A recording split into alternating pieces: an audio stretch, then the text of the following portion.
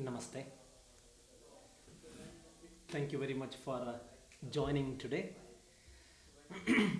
So today this is the last discussion in the series of discussion on spirituality and how females have influenced the Indian spiritual culture.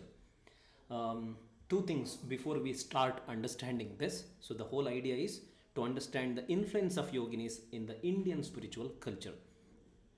So, why do we call this a spiritual culture? One is we are not looking at only yoga practices. In a way, in a broader sense, you can actually call everything into one big umbrella that is yoga.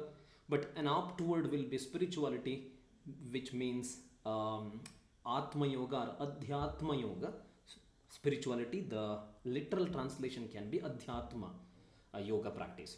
So under spirituality, all of these different females have contributed. So not just specifically to yoga. So that's why we are calling this spiritual culture. The second word here is culture. Why are we calling culture? Because in the long run, there is some sort of a method that is followed. There are role models coming on in front of the society. So there is a culturing in our own daily routine. If we are doing something repeatedly, then you have a individual culture. In your own families, you will have something that is repeatedly done. There is a method in the way the family functions. That is a family culture. And then in the place where you live in, there is a social culture. So every region has its own culture. I jokingly always say that all the tier 2 cities and the villages, they have their own social culture.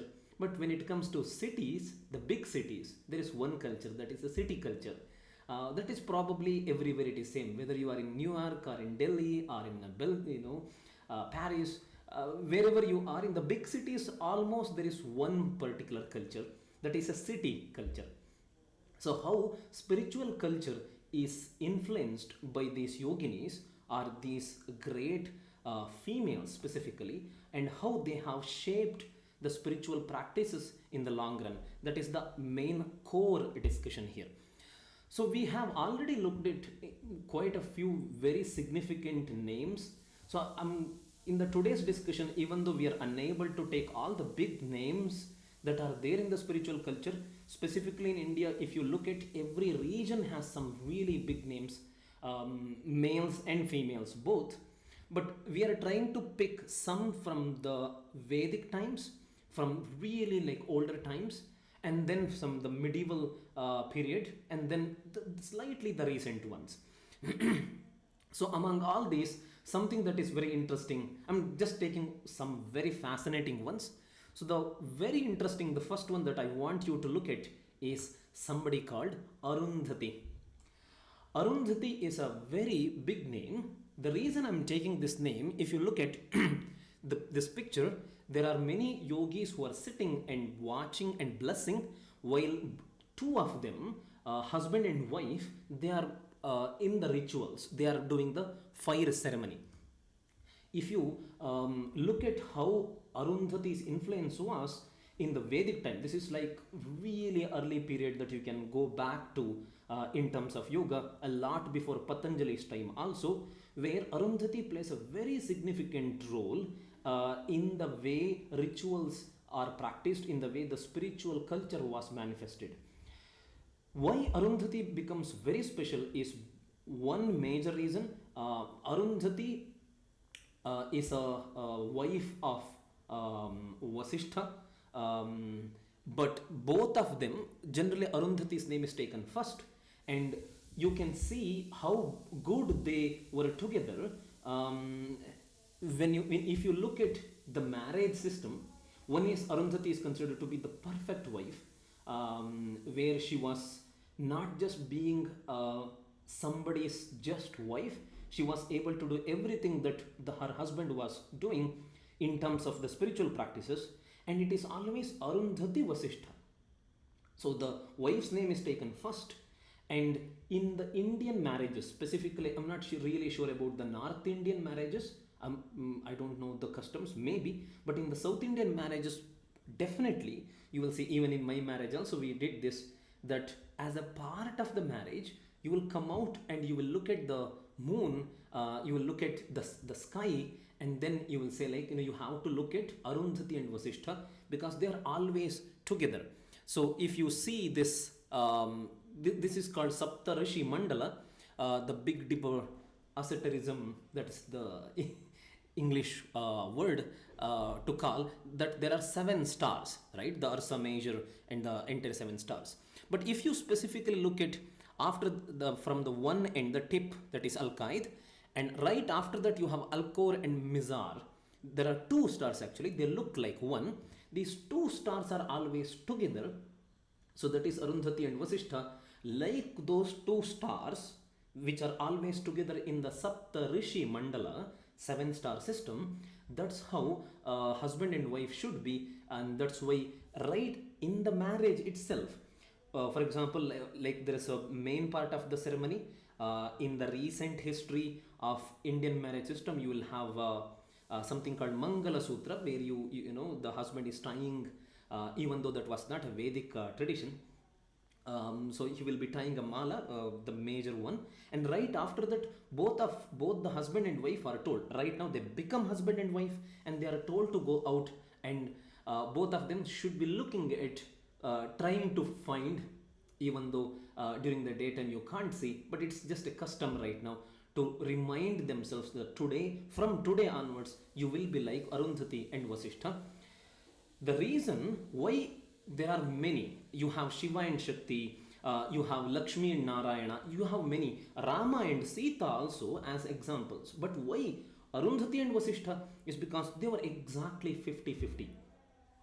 Whether it is in the household chores, whether it is in the spiritual practices, in the customs and the rituals and the whole tradition, both of them, they played exactly like as you put your fingers together with both the palms, the way they go together. In that way, both of them, they were helping each other in the spiritual growth. So this is something very interesting, how love is looked at. I always say in the teacher trainings here, when we have a discussion about different emotions, love in India are prema. Love is prema in Sanskrit terminology. This is looked at exactly is equal to freedom. So if you have love, that itself shows that you have freedom.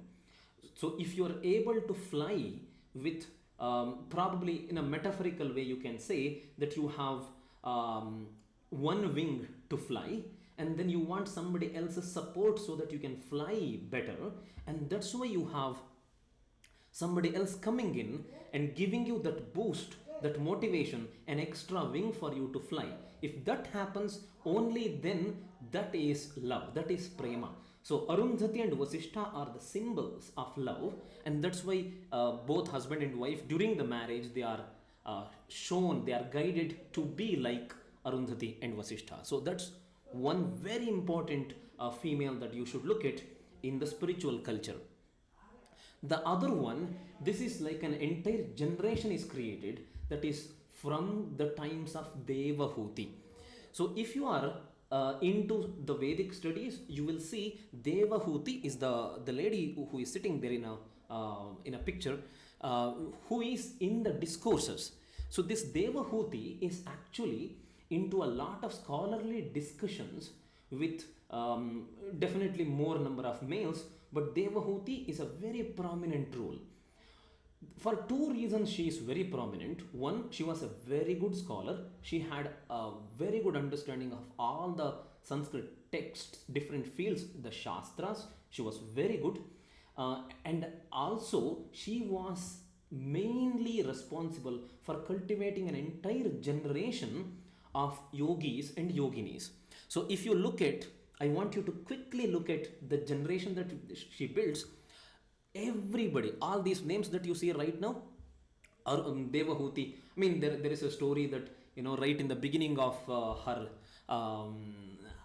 when she was getting into the marriage, whole system of marriage, she says that I don't need just a husband. I want somebody who is into spirituality.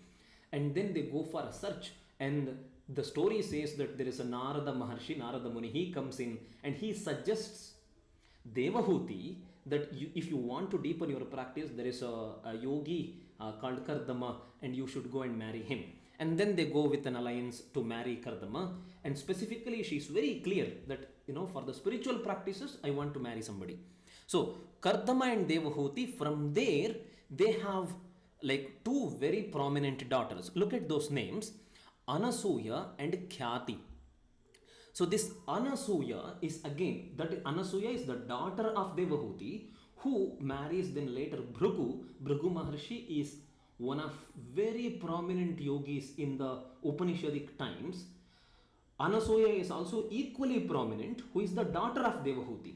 So for those who have this issue that females had not a very good role in the yogic and Upanishadic Vedic times, you can see here Devahuti is already a very big scholar, and her first daughter, she is Anasuya. She is a very prominent yogini, brahmavadini in the spiritual tradition. And then the second one is called Khyati. She is married to Bhrigu, and Bhrigu is also, Anasuya is married to Atri, and Khyati is married to Bhrigu, another very important couple who changed the dynamics of spiritual culture in India. Her son is Kapila Muni. Kapila Maharshi or Kapila Muni is one of the most significant, finest yogis of all time, who is the son of Devahuti. And you know what? The story says, even though it's not like a documented history, because probably you have at least some 7,000-8,000 years before the whole story, this is unraveling. So obviously you don't have a documented history as such, but the story says that when Devahuti was having Kapila Muni, Kapila is her son, and when he becomes such a wonderful yogi and he reaches the state of Samadhi, then she accepts her own son as the guru, and under his guidance, under the son's guidance, she follows her path. She says, that you are one of the greatest gurus of all time, her own son. And that's the level of humility, that's the level of acceptance, that's the level of openness that Devahuti had. If you have studied, or if you discuss with anybody who is a Vedic scholar, you will get to know that Devahuti's name is very frequently discussed in the Vedic mantra discussion. She's a very, very prominent name. So apart from this, another one important female that I want you to look at is Gargi. So in the last discussion, we were discussing about Yajnavalkya and Maitreyi. Here you have Yajnavalkya with Gargi. So this happens where, like in one of the discussions, so this is in the king Janaka, the Sita's father, announces a very big, like a yoga festival. Okay, in the today's yoga festival, like this, we used to have festivals earlier also, but different ones. This big conference where Yajnavalkya is considered to be the highest, most intellectual yogi who knows probably everything. And then King Janaka gives this challenge to the entire yogis, those who have assembled there, saying that anybody who has an argument and who can win the challenge with Yajnavalkya, I will give 1,000 cows. So that's like, cows were very significant in the Indian tradition. So on those days, there used to be like, if you're giving a certain amount of cows, that's how somebody can become rich. So king declares that there are 1,000 cows as a prize for somebody who can win Yajnavalkya. And among all the yogis, no one can stand up, because everybody knows that it is not possible to win over Yajnavalkya. He's the finest, he's the best. But then you have a arm that is rising, that is Gargi. Gargi starts the whole discourse. Obviously, it is a very prestigious argument, prestigious discussion that goes for weeks, and then definitely Yajnavalkya wins the whole argument, but then he comes to a conclusion. He says that it is rare to see somebody who is as intellectual, as profound as Gargi. She wins, even though she loses the challenge. She wins over everybody, and she is considered thereafter as one of the finest intellectuals and spiritual practitioners of all time, Gargi. So that is about Gargi. Not just these. In the last discussions in 4 5 days that we have been doing this, we always looked at almost, you can say, pre-Patanjali time. In the last 2000 years, we did not really discuss much. So I want to look at a few names in the last few thousand years, specifically in the last 2000 years, who have contributed very significantly. And I want to start with somebody that is from my place, from my state, and she is like a gem. She has her influence even today very, very significant, called Akka Mahadevi. So look at the picture that is displayed there. She is sitting in a Padmasana, right? And Akka Mahadevi's speciality is she was very much into. There are different types of discussions, because she was in the 11th century. So different historians have different ideas about. Somebody says that there was a king who wanted to marry her, and then she refused to marry, and then finally she takes this life of. She says that she is already married to somebody, and then they get to know that the one who is married, Akka Mahadevi, is actually Channa Mallikarjuna, Shiva. She always calls Channa Mallikarjuna. You know how deep her practice was? She literally renounces all her clothes. On those days, even today, in the Jaina practices, like Buddhism, there is something called Jainism.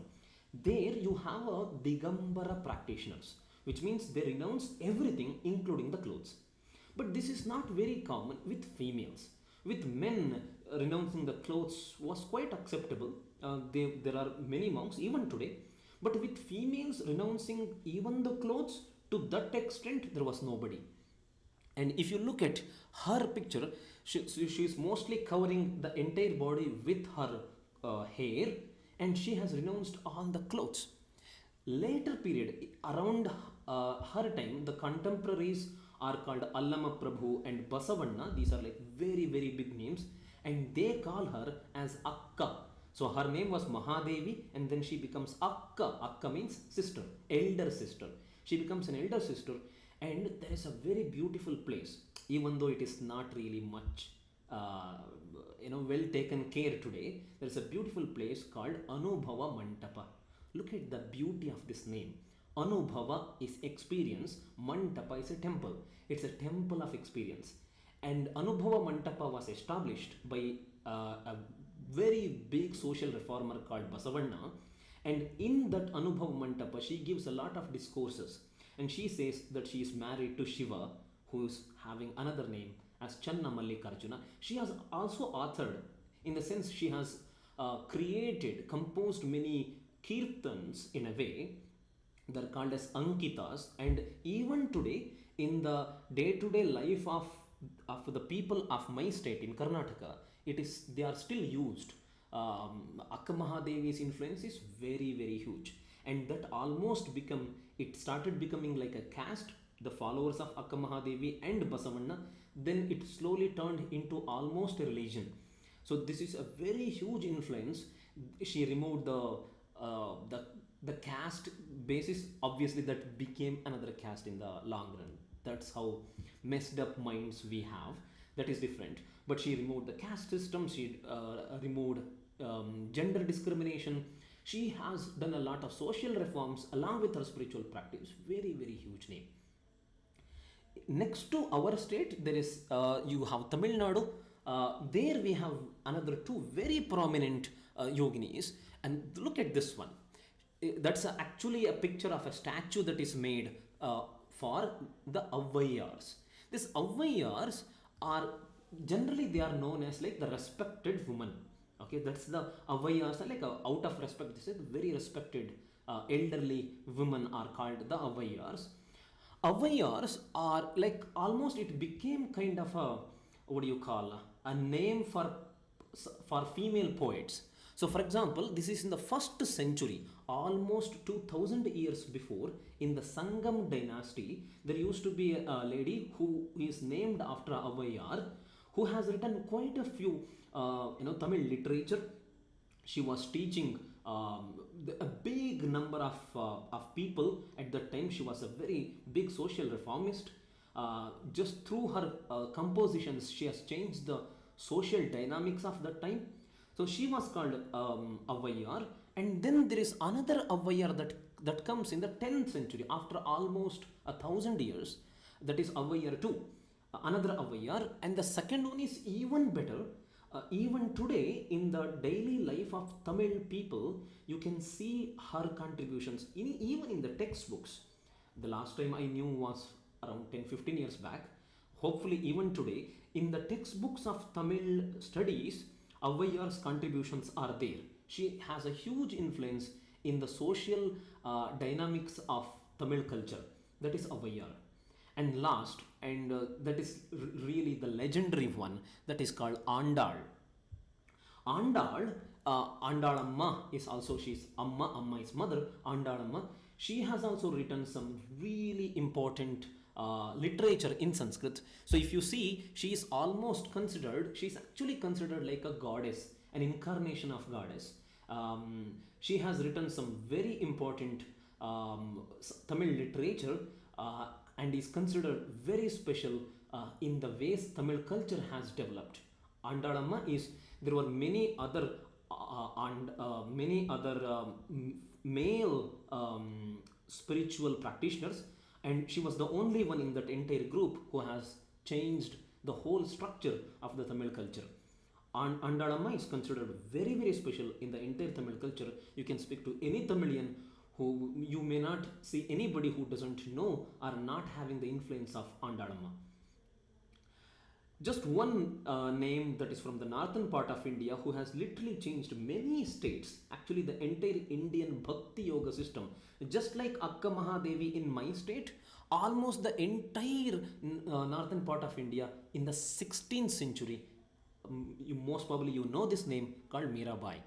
Mirabai was like, even today, if we have to talk about Bhakti Yoga, right, yoga of devotion, one easily taken name is Mirabai.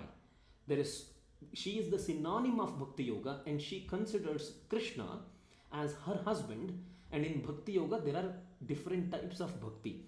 One Bhakti Yoga that is very popular is Dasa Bhava. Dasa is, I am the servant and you are the owner. That is one form. So there is Navavidha Bhakti, 9 types of Bhakti, and one among them is Madhurya Bhava, where Meera considers her God, Krishna, as her husband. And she literally says, that's my husband. And in that form, she has actually sung many different songs, and they are hugely popular. A lot of the songs on Krishna's devotion are actually coming from Mirabai. That is from around in the 16th century. So this is how you will see quite a big names every now and then. However, now coming to even though we have just discussed a few names, let's understand, having a small discussion before we conclude. Now, even though these names are there, just that we have this discussion that females influence in the spiritual culture itself shows that the number was quite less. Now, two very important things that we should understand when we are looking at this. One, in no way we can say that males and females were equal, specifically in the spiritual tradition, and you have, let's say you have 100 yogis, you had 100 yoginis. Not true. You will see a lot of yogis writing the Sanskrit texts, having huge significance in the spiritual culture. But the second point, so definitely there was a disparity between the numbers.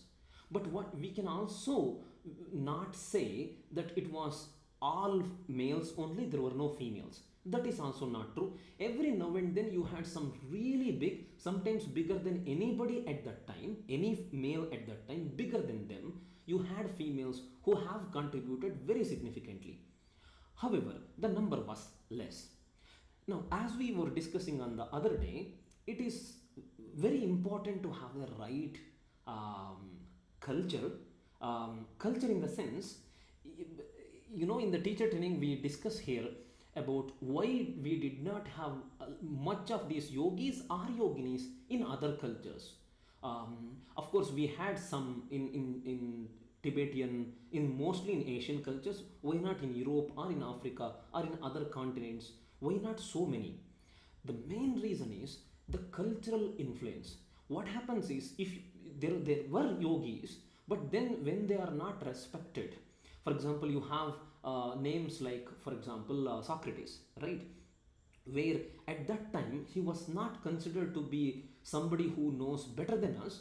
People thought that he is a threat to the society, and it is better to get rid of him. When that happens, you are actually not killing a particular person, you are killing an entire thought process that was almost starting to develop.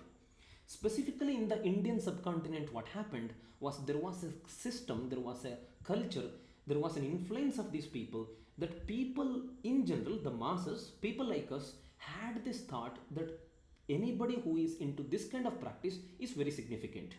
So that's why the moment somebody came in like a yogi who was respected, and that culture was developed.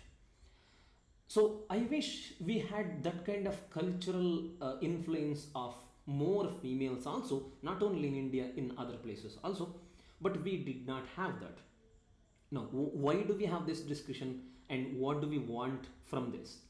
Specifically, when someone gets into yoga and spiritual practices, first and foremost is to build that culture, that whole influence in the families. The moment that influence is there, for example, if I am into spiritual practices, that influence should be there into my family first and foremost. If I'm really standing on the ground of spirituality, if that influence is there on my wife, on my kids, doesn't matter, don't go to the genders, just the kids, just the everybody in the family, then that culture is developed in the family. Then that culture of how to respect the spiritual practices, that has to penetrate in the society at that time we live in. If that happens, that's a first step for the future generations to take up. So if you observe some really significant yoginis, don't go to the brahmavadini levels, but those who are practicing yoga asana based practices today, you have some very important yoginis who came in. For example, that Krishnamacharya's student called Indra Devi, when she got into yoga, there was almost nobody, no female was into the yoga practice. She came in, she started teaching. Some other females looked at her, and they also thought, we can do this. That's how the seed of the practice of spirituality comes in. More females came in, because the number was increasing, some more came in, and that's how the number of females started increasing. Now, as we go into the next generations, an ideal situation will be is to not to look at the genders.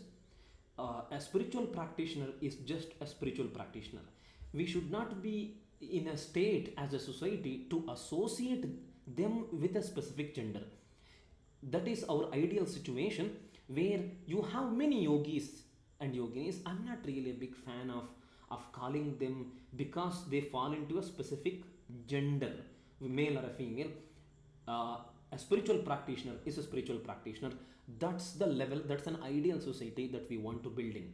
For this, culturing the whole generation, culturing the society, culturing the family, culturing ourselves is from there everything begins. So I hope we look forward to a future where we don't have to have a discussion about gender parity.